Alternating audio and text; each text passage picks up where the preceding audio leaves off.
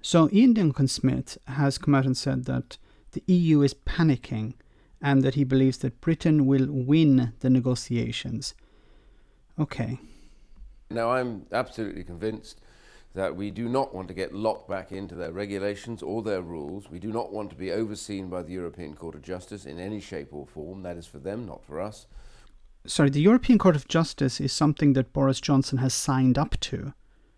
The UK is going to be under the jurisdiction of the European Court of Justice because Boris Johnson has agreed to that in the withdrawal agreement that has passed into UK law. So are you saying that Boris Johnson is going to break UK law?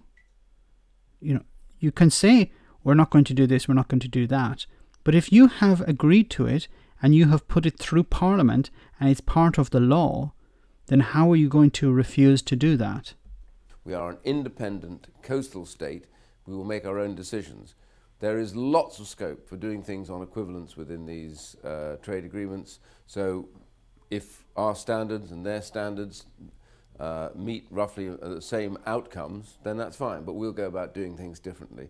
But that doesn't make any sense. So are you talking about converging with European standards? Or because in a negotiation, you try to converge with what the other person is wanting. So, for example, if I want to buy a car, I go into a dealer and I say, I want to buy a car, and they want to sell me a car. So we try to converge. We try to reach an agreement.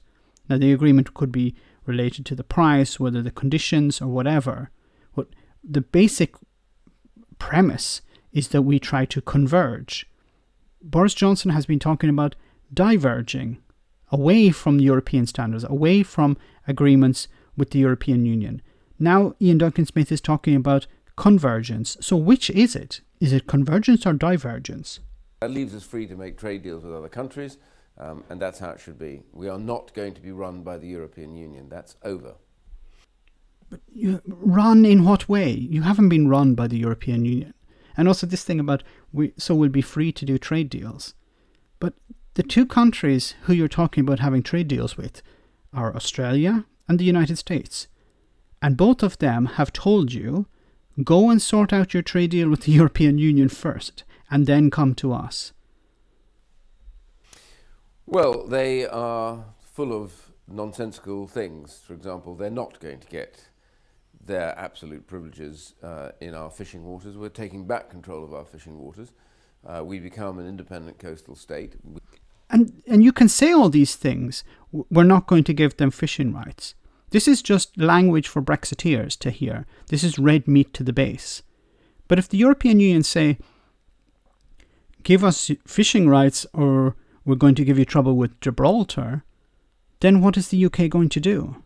If they say, give us more fishing rights or we're going to give you trouble in some other area, what way are they going to go? Are they going to say, no, we're going to stick to our guns on fishing rights irrespective of other industries?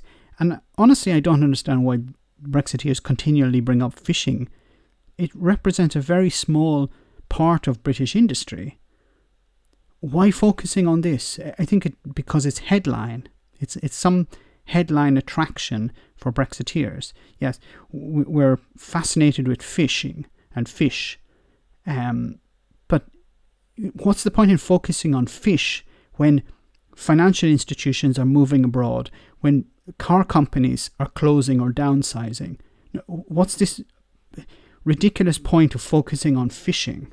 We will do deals with individual countries over access to those waters, and that'll be Really, and now I think he's just taking the piss, or he really doesn't understand. You don't do deals with individual countries.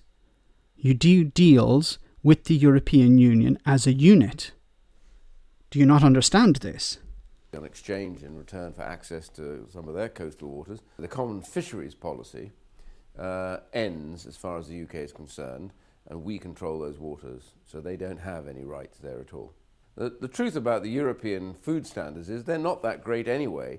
You know, they talk a lot about being the highest in the world, but if you compare them to America in terms of your likelihood of catching anything serious, America has a far lower level of C. difficile, it has a lower level of Campylobacter infections, and it has a lower level of salmonella poisoning and deaths in all those categories than the European Union does, and that includes the UK.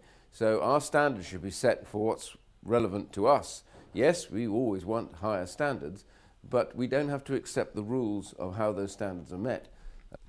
But the EU have minimum standards. So in some cases, you're probably right that the standards could be higher. But you're talking about one of the premises of Brexit is to deregulate. So now you're talking about increasing standards. What does increasing standards mean? Higher regulation. So which is it? Lower regulation or higher regulation? Of course, this is not meant to make sense. It's just meant to sound good to certain voters. By the European Union, so they can do what they like for their people, but we're going to do something different. Well, they can't have automatic rights.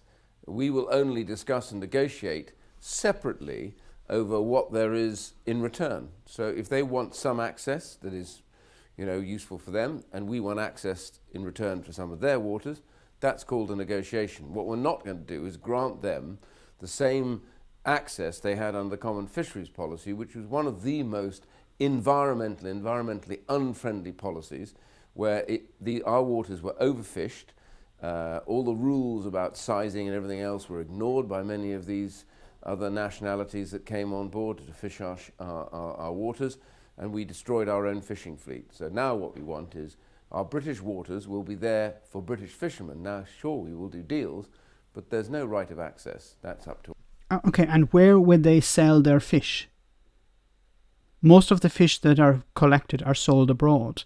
So they're automatically, you're saying, we're going to close the door to European fishing fleets, but we want the door open for our fish to be sold in the European markets.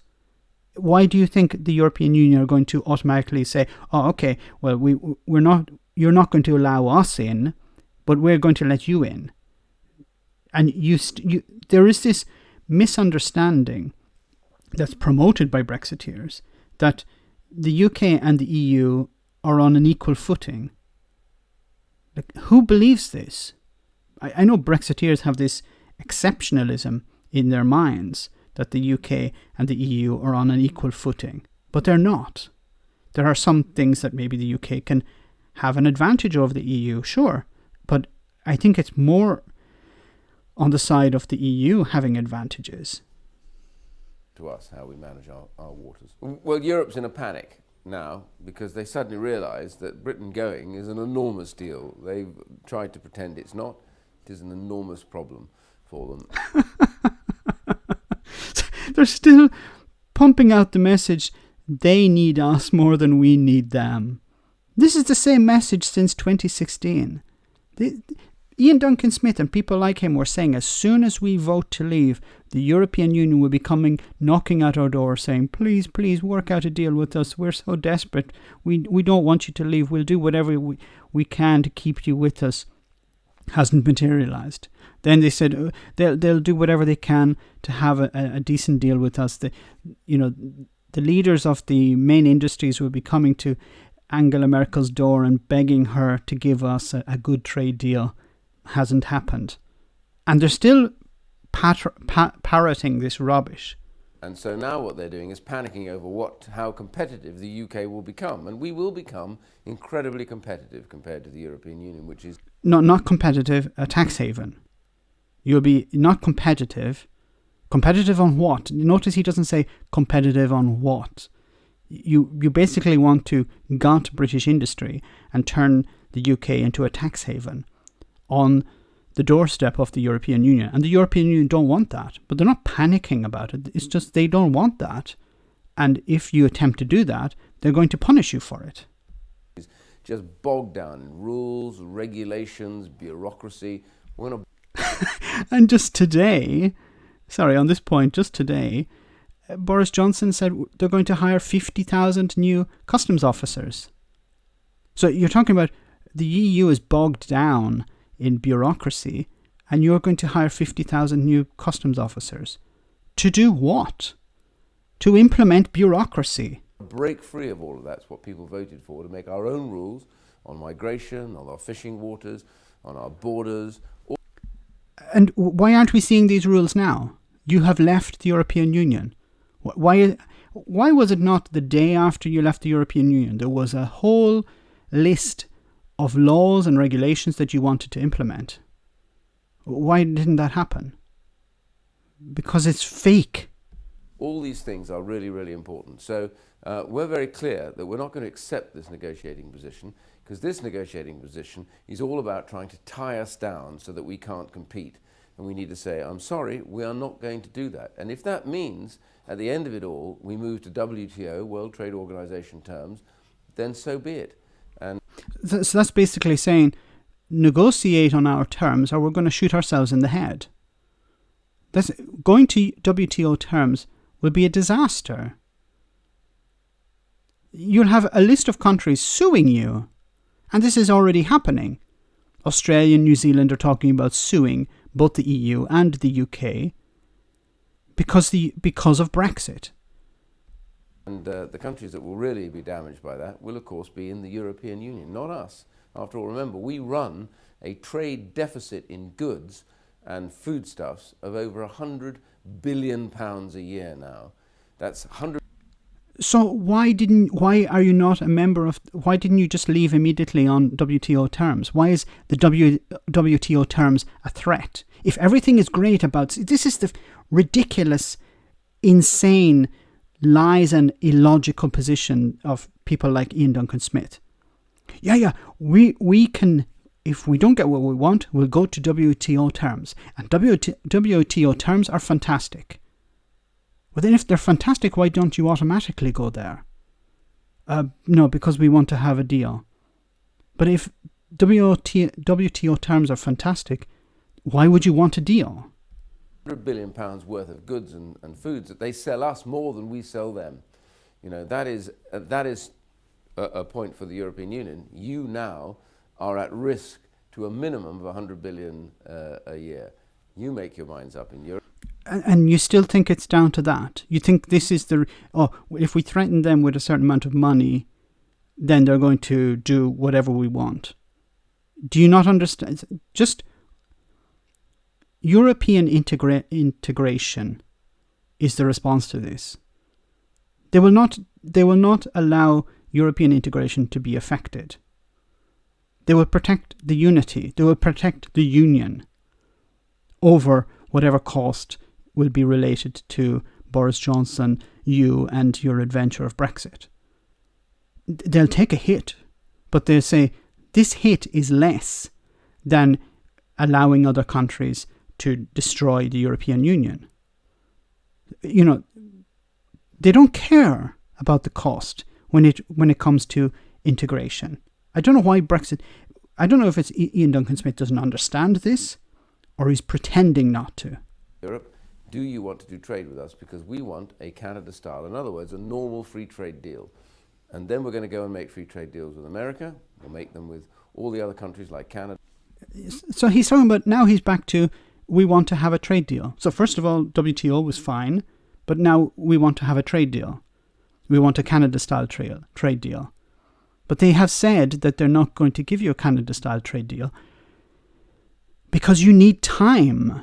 You need time to go through all the different parts of everything that's going to be traded needs to be negotiated. And it takes years and years to do this. And you want to do it in months. So they're saying, well, we can't give you that. There isn't time. And also the conditions are different. You can't drive a truck to Canada. You can drive a truck to England, to Dover. So you're saying we want to have something like Canada, although we're not like Canada. Just to name a couple of differences. Canada, Japan, Australia wants to do one, New Zealand wants, India's now begging us to do a deal. Huge possibilities for the UK. Being tied to Europe is not the answer to Brexit. So do the deals. You're completely free to do the deals. Dominic Raab went to Australia to do a deal with the Australians. He met with them for 3 hours. Now they don't want to come back to the UK. They said, we're not interested in dealing with the UK. were more interested in dealing with the EU. They've snubbed the UK. And you're talking about, we're going to be able to go and have a deal with Australia. No one believes any of this stuff anymore. I mean, this is an organisation, I think, that is literally going to become the sick man of the world because it's over-regulated. They have a small proportion of the population of the world. And here we have again the Brexit exceptionalism. The European Union is about to collapse. It's on its last legs. They've been saying this since the 1990s, before Nigel Farage entered the European Parliament.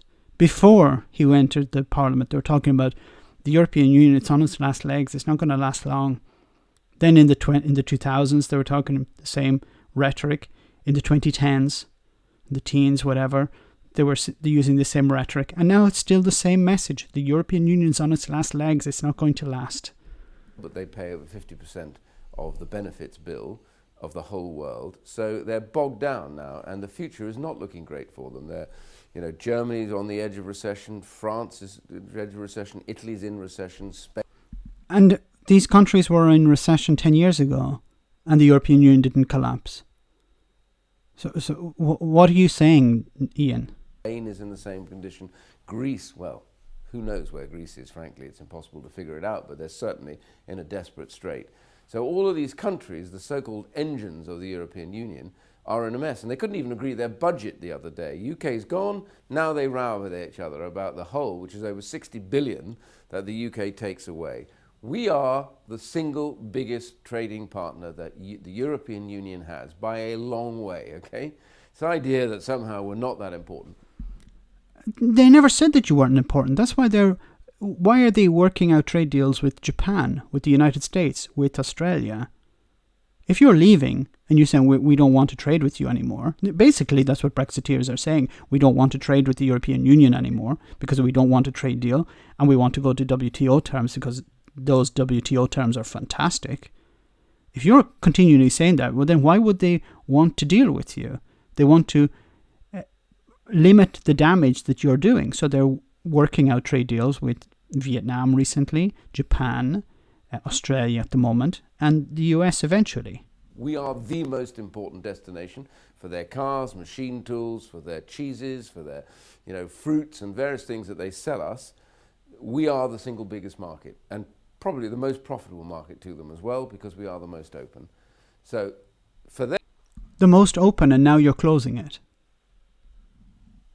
Them, this is a stupid attempt to try and make us look smaller than we are. We're not. UK leaving the European Union is equivalent to 18 of the smaller countries leaving out one single go. It is devastating.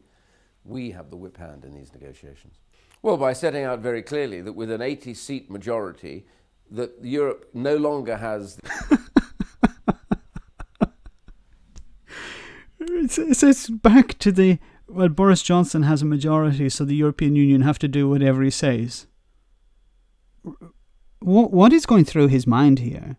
That he believes that because Boris Johnson has a majority in Parliament, that the European Union has to do what Boris Johnson wants. Why would the European Union give a crap if Boris Johnson has a majority or not? You have left. It's no longer the issue of do we leave or not, and what leverage can we have over the European Union. That day has gone. That ship has sailed. That even if it were a ship, even if there was some leverage, that's gone. I don't know why you continually bring up the idea that Boris Johnson has a majority. The House of Commons to ride to its rescue by creating chaos. We will get anything through that we decide we need to do. So our negotiating position has already set out, is very clear. But you're still fighting amongst yourselves. Like, what legislation have you implemented since Brexit Day? Nothing. We are not accepting the rules of the European Union. We are not going to accept the Court of Justice to rule over us. We are going to make our own trade deal. But you have. See, now he's lying. And he knows he's lying. He's not pretending not to know. He knows. If I know this, he knows this. That the UK is still, because of the withdrawal agreement, under the jurisdiction of the ECJ. There is this misunderstanding that the ECJ and the European Union are the same thing. They're not. For example, if I were to buy a car from a dealer, like in my example before, and the dealer doesn't respect the deal, or I don't respect the deal, there must be someone we can go to that will arbitrate for us, someone who can judge independently on what we have agreed, whether I've broke the deal or whether the car dealer has broke the deal. And in a normal society, that is a judge. I go to a judge, or my lawyers or whatever, but we go, at the end of the day, we go to a judge and the judge decides. In the same way, the UK and the EU will go to the ECJ, the European Court of Justice. And the European Court of Justice will decide on who is right and who is wrong. And Boris Johnson, his boss, his leader, signed up to this. And he's pretending that they didn't. He's pretending that, no, we're not part of this. This is complete and utter dishonesty on the behalf of Ian Duncan Smith. He knows. I know it.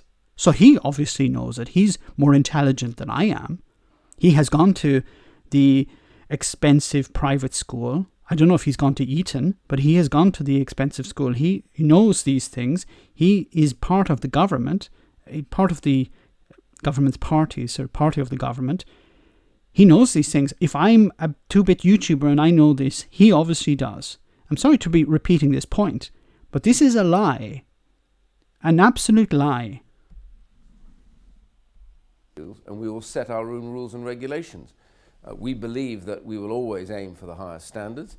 But you come to an agreement on rules and standards. You don't say, I'm going to set but this is the same thing again. It's like saying, I'm going to buy the car, and the dealer says, okay, how are you going to pay for it? And you say, I'm going to pay for it in tiddlywinks. And they say, well, I'm not going to accept that. Well, I've decided I'm going to pay in tiddlywinks. It doesn't work like that. You come to an agreement on how you're going to pay. You come to an agreement on what rules are going to be. Rules, it's not the European Union are implementing or deciding the rules and the UK follows the rules. You agree rules. It's like if you're playing sorry for my language, but if you're playing a game of rugby or a game of football or any type of game, you set rules that both people agree to. And equivalence will mean that Europe and UK can access each other's markets if they're sensible about it. But we're not going to bind ourselves down. One of the great opportunities of leaving the European Union was to set our own trade deals. We will do that as we wish, which means we cannot possibly absorb European rules and regulations. It's goodbye, Europe, different relationship now. We want to trade with them and cooperate with them like good friends and trading partners like Canada and these other countries, but we are not part of the European Union, and they need to wake up to that. It's not they have to wake up to it. You have to wake up to it, and the Brexiteers need to realise, I don't even know where to go with this anymore. It's just complete and utter shambles of lies. Lies after lies after lies. But of course, this is going to resonate with Brexiteers. They're going to love this. Oh yeah, we're not going to take the rules of the European Union. But as I've said before, it's not the European Union rules. They're agreed rules. You're negotiating. You want to have an agreement at the end. You present what you want. They present what they want. And then you agree rules. The same way as you agreed rules with the European Union for the withdrawal agreement. You agreed to accept certain rules. The European Union has agreed to accept certain rules. And if they broke those rules, there would be a court that would arbitrate on that. I don't know what more to say about this, but this is just complete and utter dishonesty from Brexiteers. And isn't it interesting that Ian Duncan Smith, who's not a member of the government, is spewing this rubbish? Why? Because there would be no fallout. He's not a member of the government. He can say he can have his own personal opinions. It's not government policy. So anything he says is worth absolutely zero.